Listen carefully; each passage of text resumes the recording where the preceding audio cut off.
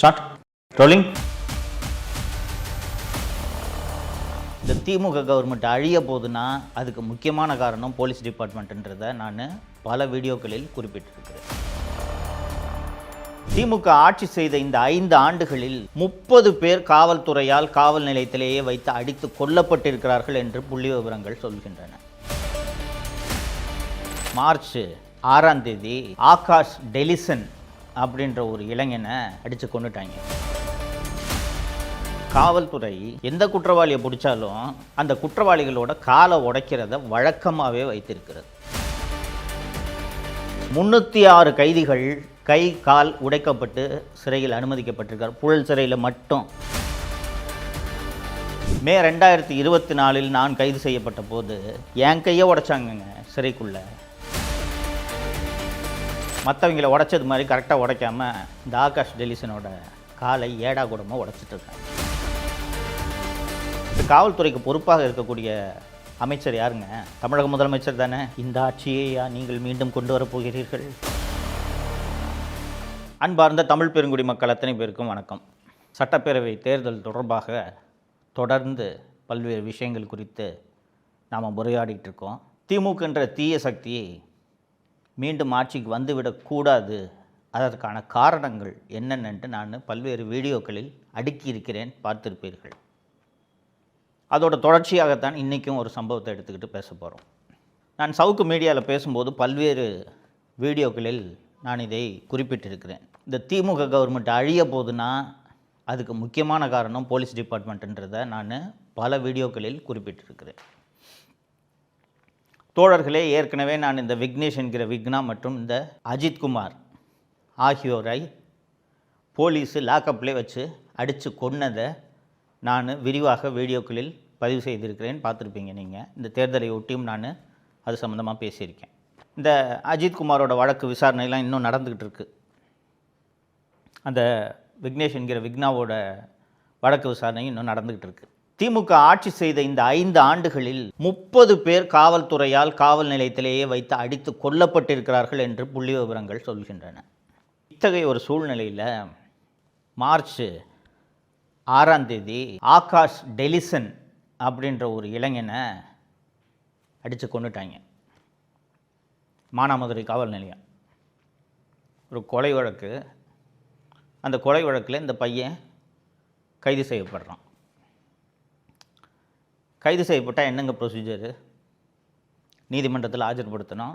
நீதிமன்றம் அவங்கள சிறைக்கு அனுப்பும், கஸ்டடியில் எடுத்து விசாரிப்பாங்க. அதற்கு பிறகு குற்றப்பத்திரிகை தாக்கல் செய்து தண்டனை வாங்கி தரணும். இதுதானே எல்லா வழக்கிலையும் ப்ரொசீஜரு. கிரிமினல் ப்ரொசீஜர் கோட் மற்றும் இப்போது அமலில் இருக்கக்கூடிய பிஎன்எஸ்எஸ் சொல்லக்கூடியது இது தானே.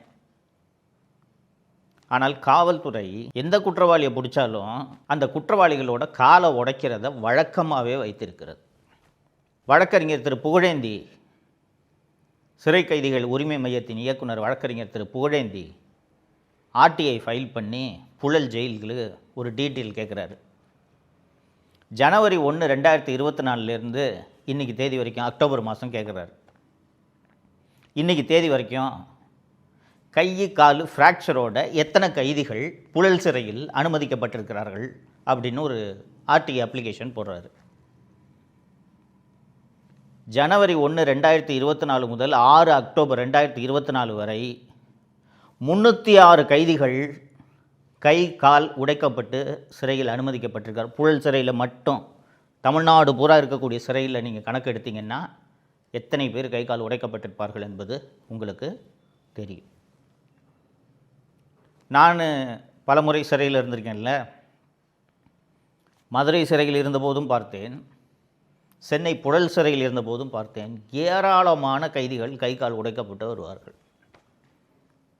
எப்படி இந்த காலையும் கையையும் உடைக்கிறாங்கன்ட்டு நீங்கள் பார்த்தீங்கன்னா இதுக்குன்னு ஒரு மெத்தட் வச்சுருக்காங்க.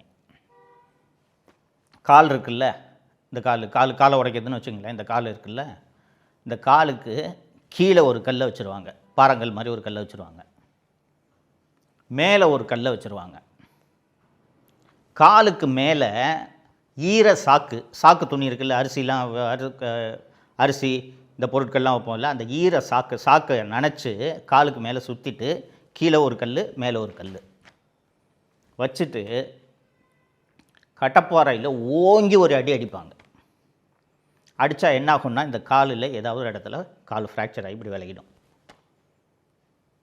உங்களுக்கு எக்ஸ்ரே எடுத்து பார்த்தீங்கன்னா ஃப்ராக்சர் ஆனது மட்டும்தான் தெரியுமே ஒழிய போலீஸ் அடித்ததுனால ஃப்ராக்சர் ஆச்சா இல்லை எப்படி ஃப்ராக்சர் ஆச்சுன்னு உறுதியாக சொல்ல முடியாது. இந்த காலை உடச்சிட்டாங்களே, இந்த கைதிகள் போய் நீதிபதிக்கிட்ட ஆஜர்படுத்துவாங்கள்ல, அப்போ வந்து யோ இன்னும் கால் உடஞ்சிருக்கு, போலீஸ் அடித்தாங்களா அப்படின்னு கேட்டால் அவர்கள் சொல்ல வேண்டும் அல்லவா? இங்கே இருந்து மேஜிஸ்ட்ரேட்டுக்கிட்ட ப்ரொடியூஸ் பண்ணும்போதே சொல்லுவாங்க, போனால் உங்கள் வீட்டில் உள்ளவங்க அத்தனை பேர் மேலேயும் கஞ்சா கேஸ் போட்டுருவேன்,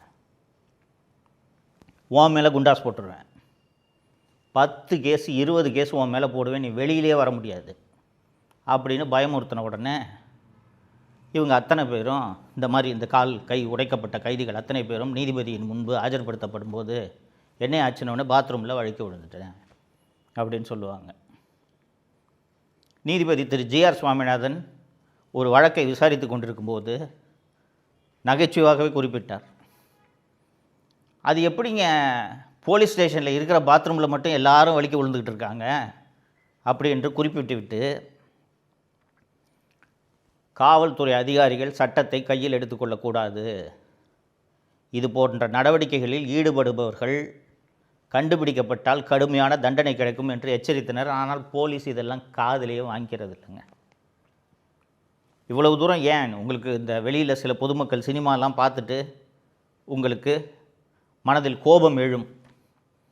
ஒரு 12 வயது சிறுமியை ஒருத்தன் பாலியல் வன்முறைக்கு ஆளாக்கியிருக்கான்னு வச்சுங்களேன், இவன் கை காலை உடைச்சா என்ன என்றெல்லாம் தோன்றும். அதுபோல் ஒரு பொது புத்தி இருப்பதன் காரணமாக தான் எல்லாரும் கை காலையும் உடைக்கிறாங்க. தோழர்களே, உங்கள் அத்தனை பேருக்கும் தெரியும், நான் ஒரு பத்திரிகையாளர், யூடியூபர், தொடர்ந்து ஊடகங்களில் பேசி கொண்டிருக்கிறேன். மே 2024 நான் கைது செய்யப்பட்ட போது என் கையை உடைச்சாங்கங்க சிறைக்குள்ளே. கோவை சிறைக்குள்ளே நான் சென்றபோது என் கண்கள் கட்டப்பட்டு 20 சிறைக்காவலர்கள் சேர்ந்து அடித்து எனது வலது கையில் 3 இடங்களில் எலும்பு முறிவு ஏற்பட்டது. எக்ஸ்ரே இப்போ எடுத்து பார்த்தா கூட எக்ஸ்ரேயில் இது தெரியும். இப்போ திருப்பி நாம் இந்த ஆகாஷ் டெலிசன் கதைக்கு வருவோம். ஆகாஷ் டெலிசன் 6/3/2026 அன்று இந்த கொலை வழக்கில் கைது செய்யப்படுகிறார். 2 நாள் கழித்து மூச்சு திணறலால் ஆகாஷ் டெலிசன் இறந்து போய் விடுகிறார்னு தகவல் காவல்துறையால் பரப்பப்படுகிறது. பரப்பப்பட்ட உடனே அவங்க உறவினர்கள்லாம் போராட்டம் நடத்த ஆரம்பிச்சிட்டாங்க, ரோட்டை மறிச்சிடுறாங்க.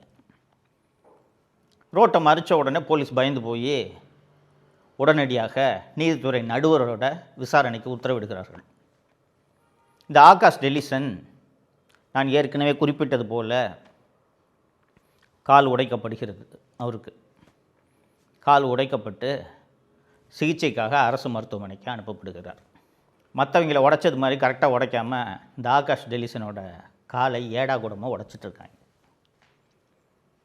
அந்த கால் உடஞ்சிச்சு இல்லையா, அதில் இரத்தப்போக்கு ஏற்பட்டு அதனாலேயே இந்த ஆகாஷ் இறந்து போய்விடுகிறார்.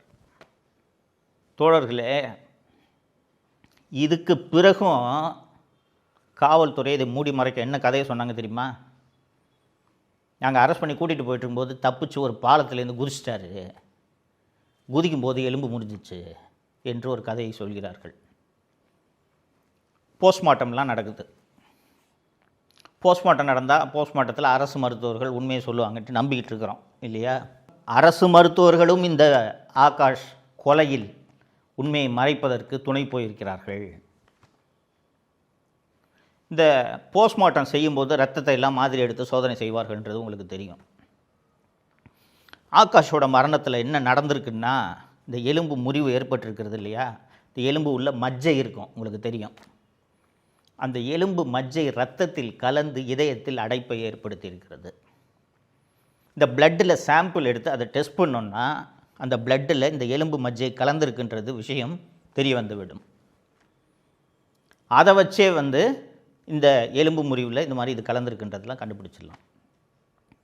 ஆனால் இது எதுவுமே அரசு மருத்துவர்களால் பதிவு செய்யப்படவில்லை. அதற்கு பிறகு ஒரு பாலத்திலேருந்து கீழே நீங்கள் உண்மையிலே விழுந்து கால் முறிவு ஏற்படுகிறதுன்னு வச்சுக்கோங்க, கரெக்டாக ஒரே ஒரு இடத்துல எலும்பு முறிவு மட்டுமா இருக்கும், சிராய்ப்பெல்லாம் இருக்காது. பாலத்து மேலேருந்து விழுறீங்க. இந்த ஆகாஷோட உடலில் அதுவும் இன்னொன்று, நீங்கள் பாலத்து மேலே இருந்தெல்லாம் குதிச்சிங்கன்னா கண்ணா புண்ணா நடக்கும் ஃப்ராக்சரு. கரெக்டாக இந்த ஒரு இடத்துல இப்படி கிராக் இருக்க மாதிரியா ஃப்ராக்சர் விழும். ஆனால் ஆகாஷோட காலில் கரெக்டாக ஒரே ஒரு எலும்பு முறிவு தான் இருக்குது. பாலத்திலேருந்து விழுந்து ஏற்பட்ட எலும்பு முறிவு போல இல்லை. இந்த விஷயத்தையும் அரசு மருத்துவர்கள் மூடி மறைத்திருக்கிறார்கள். இப்போது இந்த வழக்கு சிபிசிஐடி விசாரணைக்கு அனுப்பப்பட்டிருப்பதாக செய்திகள் தெரிவிக்கின்றன. சிபிசிஐடி மட்டும் என்ன மகாராஷ்டிரா மாநில அரசின் கீழே வேலை செய்யுது அல்லது கர்நாடக அரசின் கீழ் வேலை செய்கிறதா? இதுவும் தமிழக முதல்வரின் கீழ் தானே வேலை செய்கிறது. எப்படி உண்மையை கண்டறிவார்கள்? மடப்புரம் கோவில் காவலாளி அஜித்குமாரின் வழக்கை போலவே இந்த வழக்கும் சிபிஐக்கு போனால் மட்டும்தான் இந்த விஷயத்தில் உண்மை வெளியே வரும். தோழர்களே, காவல்துறை என்பது நம்மளோட பாதுகாப்புக்கு இருக்கா, இல்லை காவல்துறையை பார்த்து நாம் அஞ்சுறதுக்காக காவல்துறை இருக்கா? இப்போ நான் 30க்கும் மேற்பட்ட காவல் மரணங்கள் நடந்திருக்கின்றன என்று சொன்னேன். அப்புறம் இந்த புழல் சிறையில் 300க்கும் மேற்பட்ட கைதிகளோட கைகளும் கால்களும் முறிக்கப்பட்டிருக்கின்றன விபரத்தெல்லாம் நான் சொன்னேன். இந்த காவல்துறைக்கு பொறுப்பாக இருக்கக்கூடிய அமைச்சர் யாருங்க? தமிழக முதலமைச்சர் தானே. அதிமுக ஆட்சி காலத்தில் சாத்தான்குளத்தில் பென்னிக்ஸ் மற்றும் ஜெயராஜ் அடித்து கொலை செய்யப்பட்ட போது திமுக குடும்பத்தில் இருக்கிற அத்தனை பேரும் வீட்டுக்கு போய் ஒப்பாரி வச்சாங்க. ஐயையோ இப்படி கொலை செய்து விட்டார்களே, ஐயையோ இப்படி கொலை செய்து விட்டார்களே. நான் ஏற்கனவே குறிப்பிட்டது போல விக்னேஷ் என்கிற விக்னா என்ற நபரின் கஸ்டோடியல் டெத்து சமயத்தில் சட்டமன்றத்தில் பேசிய முதல்வர், என்னுடைய ஆட்சியில் இது போல் நான் நடக்க விட மாட்டேன் அப்படின்னா. இதோட எத்தனாவது டெத்துங்க இது?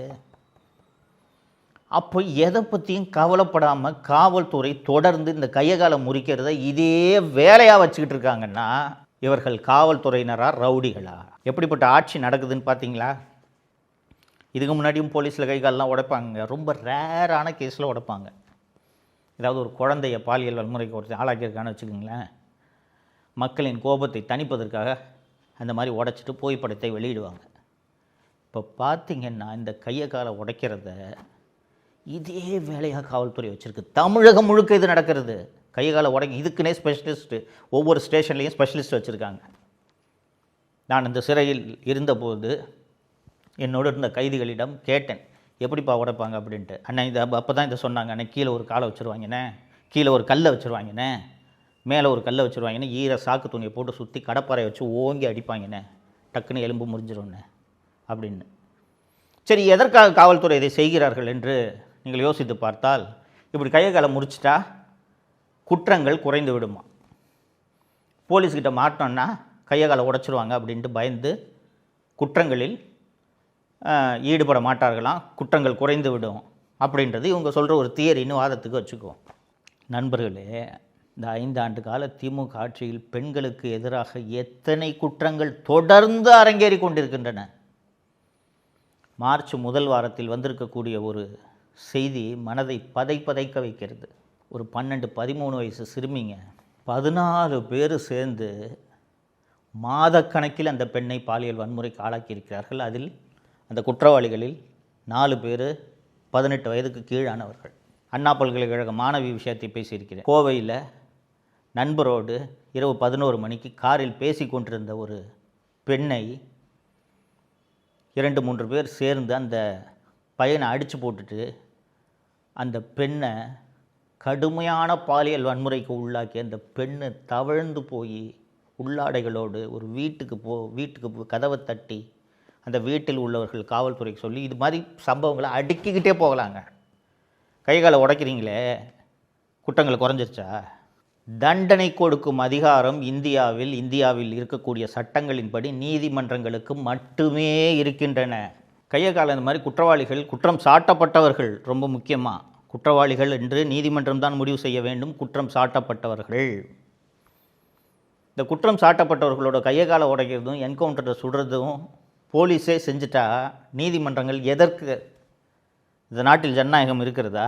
காவல்துறையே எல்லா முடிவுகளையும் எடுத்து விட்டால் நீதிமன்றங்கள் எதற்கு? நீதிமன்றங்கள் பல முறை கண்டனங்களை தெரிவித்தும் மீண்டும் இதை காவல்துறையினர் செய்து கொண்டிருக்கிறார்கள் என்றால் அவர்களுக்கு நீதிமன்றத்தின் மீதோ இந்த ஆட்சியின் மீதோ மக்களின் மீதோ துளியாவது அச்சம் இருக்கிறதா? கிட்டத்தட்ட இது ஒரு கொடுங்கோல் ஆட்சியாக உங்களுக்கு தெரியவில்லையா? இப்போ தான் இந்த விக்னேஷ்ங்கிற விக்னா விஷயத்திலையும் அதற்கு பிறகு நடந்த சில கஸ்டோடியல் டெத்துலையும் மடப்புரம் அஜித்குமார் விஷயத்திலையும் சம்மந்தப்பட்டவர்கள் கைது செய்யப்பட்டு அந்த காவல்துறையினருக்கெல்லாம் கிட்டத்தட்ட அந்த அஜித்குமார் வழக்கில் எல்லாம் கைது செய்யப்பட்ட 6 பேரும் கிட்டத்தட்ட 6-7 மாதமாக ஜெயிலில் இருக்காங்க. ஜாமீனே கிடைக்காதவங்களுக்கு நீதிமன்றம், அதுவும் குறிப்பாக அவர்கள் ஜாமீன் தாக்கல் செய்த போது மதுரை உயர்நீதிமன்ற நீதிபதி ஸ்ரீமதி அவர்கள் இவங்களுக்கெல்லாம் கடைசி வரைக்கும் ஜாமீன் கொடுக்கக்கூடாது. போலீஸே இப்படி ஒருத்தனை அடித்தே கொலை பண்ணாங்கன்னா இதெல்லாம் என்னங்க நியாயம் என்று அவரது ஆதங்கத்தை நீதிமன்றத்திலேயே வெளிப்படுத்தினார். இதுக்கெல்லாம் பிறகும் ஒருத்தனை இப்படி காலை உடைச்சி அவனை கொன்னே விட்டாங்கன்னா எப்படிப்பட்ட காவல்துறையை முதல்வர் திரு ஸ்டாலின் அவர்கள் நடத்தி கொண்டிருக்கிறார் என்பது உங்களுக்கு புரிகிறதா? இந்த ஆட்சியையா நீங்கள் மீண்டும் கொண்டு வரப்போகிறீர்கள்? இந்த ஆட்சி தொடரலாமா? திமுகவோட கூட்டணி கட்சியாக இருக்கக்கூடிய கட்சி மார்க்சிஸ்ட் கம்யூனிஸ்ட் கட்சி மற்றும் இந்திய கம்யூனிஸ்ட் கட்சி. மார்க்சிஸ்ட் கம்யூனிஸ்ட் கட்சிக்கு இருக்கக்கூடிய ஒரு நற்பெயர் என்னவென்றால், எங்கே மனித உரிமைகள் மீறப்பட்டாலும் அவர்கள் குரல் எழுப்புவார்கள், குரல் கொடுப்பார்கள். அதனால தான் அதுக்கு பேர் கம்யூனிஸ்ட் கட்சி. 30 பேரை அடித்து கொண்டு இருக்காங்களே போலீஸு, வாயை திறந்தார்களா? இவர்கள்தான் உங்களிடம் மீண்டும் திமுக ஆட்சியை கொண்டு வருவதற்கு வாக்குகளை கேட்டு வருகிறார்கள். இந்த ஆட்சி தொடரலாமான்றதை நீங்கள் தான் முடிவு பண்ணணும். உங்கள் மனசாட்சிக்கே நான் இதை விட்டு விடுகிறேன். நண்பர்களே, இது கொலை வழக்கில் அவன் மாட்டினான் இந்த ஆகாஷ், அதனால் அவன் காலை உடைச்சாங்க. ஒருத்தன் செயினை அறுத்துட்டான், அதனால் அவன் கையை உடைச்சாங்கன்ட்டுலாம் நீங்கள் நியாயப்படுத்துனீங்கன்னா, நாளை நீங்கள் கைது செய்யப்படும் போதும், பொய் வழக்கில் கைது செய்யப்பட்டாலும் உங்கள் கைகளையும் கால்களையும் காவல்துறை உடைக்க தயங்காது. காவல்துறை காட்டு மிராண்டி துறையாக தமிழக திமுக அரசின் கீழ் மாறிவிட்டது என்பதை நீங்கள் நினைவில் வைத்து கொள்ள வேண்டும். இந்த தேர்தல் எவ்வளோ முக்கியமான தேர்தல் என்பதை நான் தொடர்ந்து பல வீடியோக்களில் உங்களுக்கு மீண்டும் மீண்டும் உணர்த்தி கொண்டிருக்கின்றேன். தமிழகத்தின் எதிர்காலம் மற்றும் நமது சந்ததியினரின் எதிர்காலம் தொடர்பான தேர்தல் இது என்பதை மறந்து விடாதீர்கள். இதை எல்லாத்தையும் நினைவில் வச்சுக்கிட்டு திமுகன்ற தீய சக்தி தப்பித்தவரை கூட ஆட்சிக்கு வந்துவிடக்கூடாது என்பதற்கு என்ன செய்ய வேண்டுமோ அது உங்களுக்கு தெரியும், செய்வீர்கள் என்று நம்புகிறேன். மீண்டும் இன்னொரு வீடியோவில் சந்திப்போம். நன்றி. தமிழகத்தை காப்போம்.